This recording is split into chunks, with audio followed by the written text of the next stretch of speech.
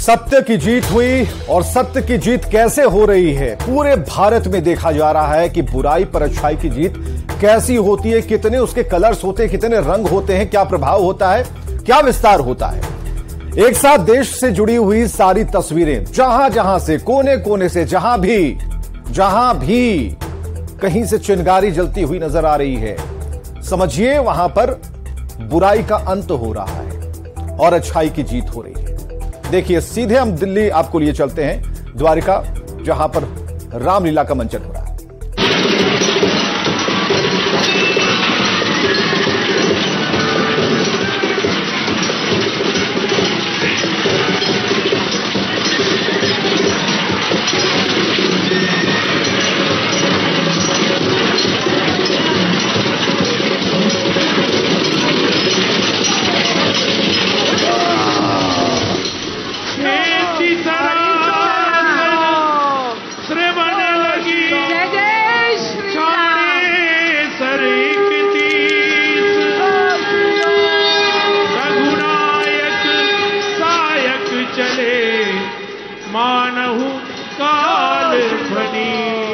और इस तरह श्री राम ने उस अन्यायी लंकापति दशानन का वध किया। और एक बार जोरदार आवाज, जय जय श्री राम, जय जय श्री राम। और अब जिन्हें हम मंच पर सुनेंगे वो इस देश से अन्याय और असत्य को मिटाने के प्रतीक माने जाते हैं। हम सबके दिलों पर वास करने वाले, हम सबका मनोबल बढ़ाने वाले हमारे माननीय प्रधानमंत्री श्री नरेंद्र मोदी जी से हमारा विनम्र अनुरोध, और आपके हाथ की तालियां जोरदार बजनी चाहिए कि वे हमारा पथ प्रदर्शन करें, हमारा मार्गदर्शन करें और हमें जीवंत करें।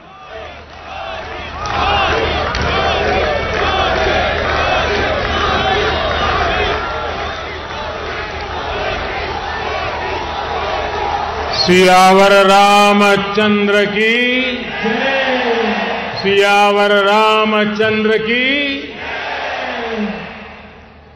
मैं समस्त भारतवासियों को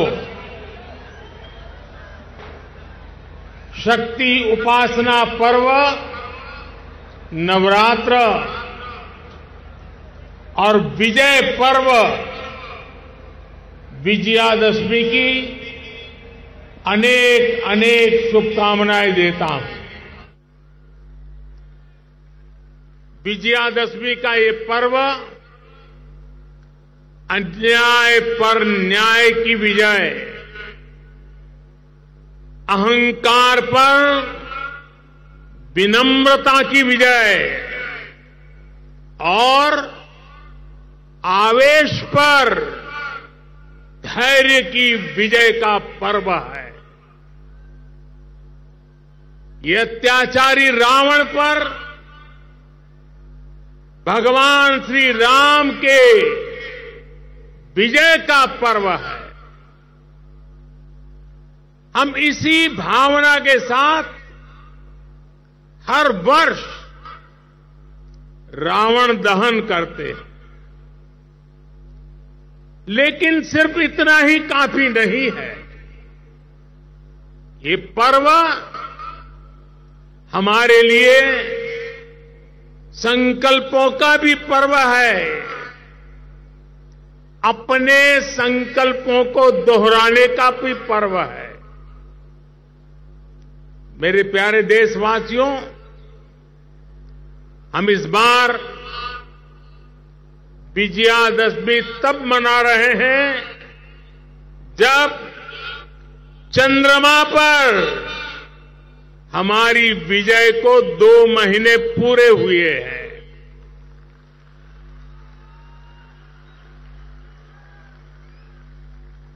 विजयादशमी पर शस्त्र पूजा का भी विधान है। भारत की धरती पर शस्त्रों की पूजा किसी भूमि पर आधिपत्य नहीं, बल्कि उसकी रक्षा के लिए शस्त्र पूजा की जाती है। नवरात्र की शक्ति पूजा का संकल्प शुरू होते समय हम आराधना करते हैं,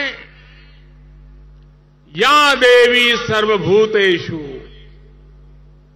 शक्ति रूपेण संस्थिता नमस्तस्यै नमस्तस्यै नमस्तस्यै नमो नमः। जब पूजा पूर्ण होती है तो हम कहते हैं, देहि सौभाग्य आरोग्यम देहि मे परमम सुखम रूपम देहि जयम देहि यशो देहि दिशो जहि। हमारी शक्ति पूजा सिर्फ हमारे लिए नहीं, पर पूरी सृष्टि के सौभाग्य, आरोग्य, सुख, विजय और यश के लिए की जाती है। भारत का दर्शन और विचार इन्हीं मूलभूत सिद्धांतों को जीता। हम गीता का ज्ञान भी जानते हैं और आईएनएस विक्रांत और तेजस का निर्माण भी जानते हैं।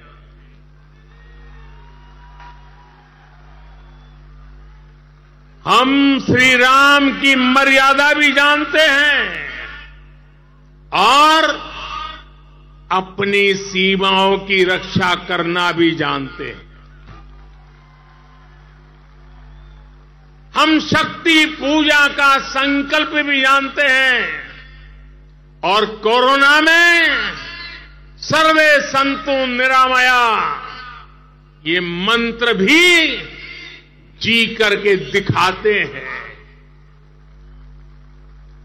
यही तो हमारी भारत भूमि है। भारत की विजयादशमी भी यही विचार का प्रतीक है। साथियों, आज हमें सौभाग्य मिला है कि हम भगवान राम का भव्यतम मंदिर बनता देख पा रहे हैं।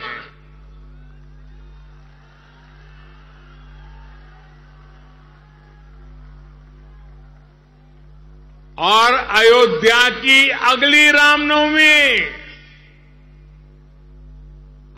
रामनवमी पर रामलला के मंदिर में गुंजा हर स्वर पूरे विश्व को हर्षित करने वाला है। वो स्वर जो शताब्दियों से यहां कहा जाता है, भय प्रगट कृपाला दीन दयाला कौशल्या हितकारी। भगवान राम की जन्मभूमि पर बन रहा भव्य मंदिर, दिव्य मंदिर, सदियों की प्रतीक्षा के बाद हम भारतीयों के धैर्य को मिली विजय का प्रतीक है। राम मंदिर में भगवान राम के विराजमान के बस कुछ ही महीने बचे हैं। भगवान श्री राम बस आने ही वाले हैं। और साथियों, उस हर्ष की परिकल्पना कीजिए जब शताब्दियों के बाद राम मंदिर में भगवान राम की प्रतिमा विराजेगी। राम के आने के उत्सव की शुरुआत तो विजयादशमी से ही शुरू हो गई थी। तुलसी बाबा रामचरितमानस में लिखते हैं, सगुन हो ही सुंदर सकल मन प्रसन्न सबके। प्रभु आगमन जनाओ जनु नगर रम्य चाहूं फिर। यानी जब भगवान राम का आगमन होने ही वाला था तो पूरी अयोध्या में शगुन होने वाला था। तब सभी का मन प्रसन्न होने लगा, पूरा नगर रमणीक बन गया। ऐसे ही शगुन आज हो रहे हैं। आज भारत चंद्रमा पर विजयी हुआ है। हम दुनिया की तीसरे सबसे बड़ी अर्थव्यवस्था बनने जा रहे हैं।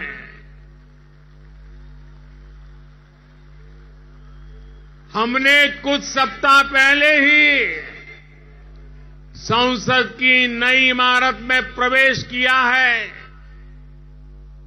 नारी शक्ति को प्रतिनिधित्व देने के लिए संसद ने नारी शक्ति बंधन अधिनियम पारित किया है। भारत आज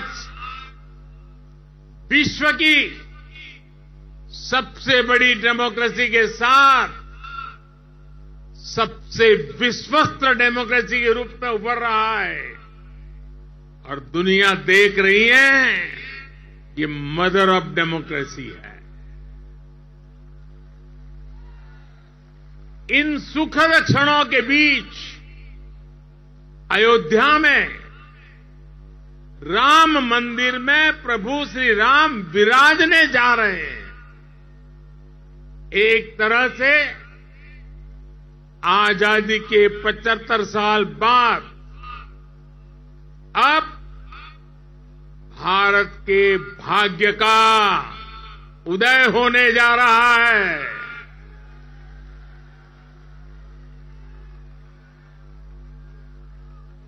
लेकिन यही वो समय भी है जब भारत को पहले से बहुत सतर्क रहना जरूरी है।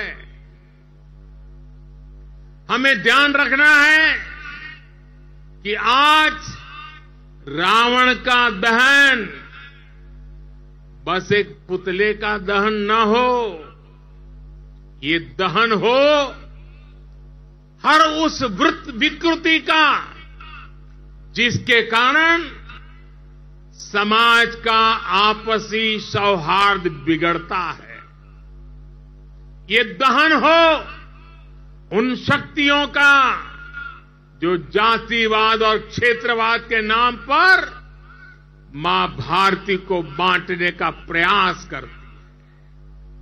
ये दहन हो उन विचार का जिसमें भारत का विकास नहीं स्वार्थ की सिद्धि निहित है।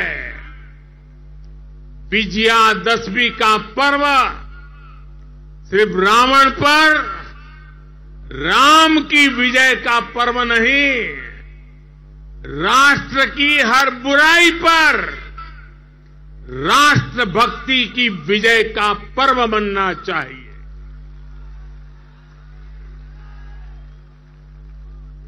हमें समाज में बुराइयों के, भेदभाव के अंत का संकल्प लेना चाहिए। साथियों, आने वाले 25 वर्ष भारत के लिए बेहद महत्वपूर्ण है। पूरा विश्व आज भारत की ओर नजर टिकाए हमारे सामर्थ्य को देख रहा है।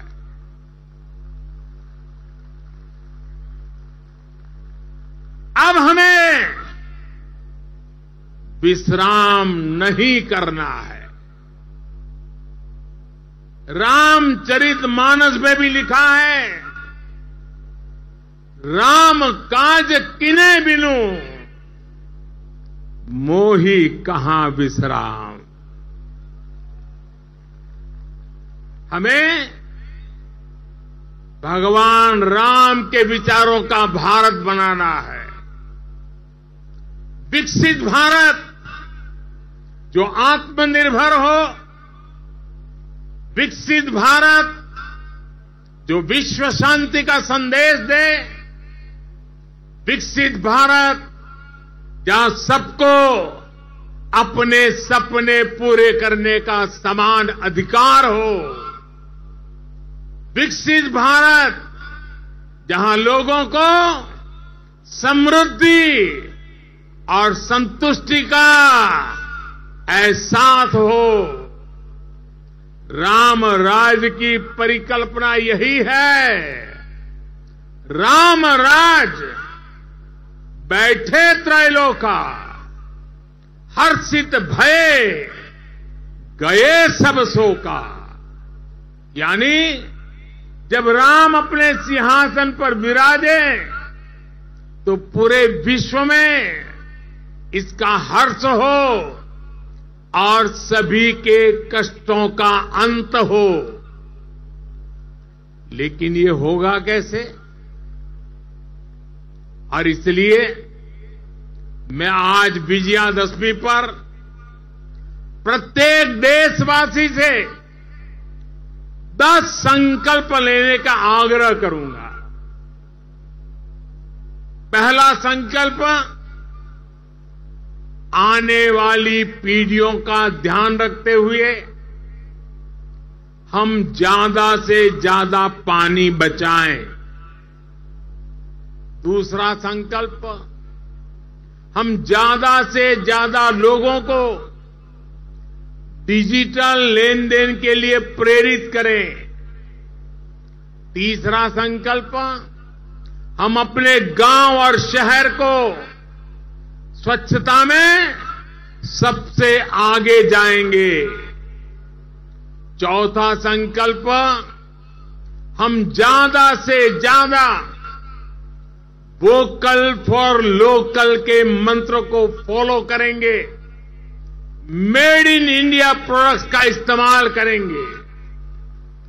पांचवा संकल्प, हम क्वालिटी काम करेंगे। होती है चलती है, जमाना चला गया।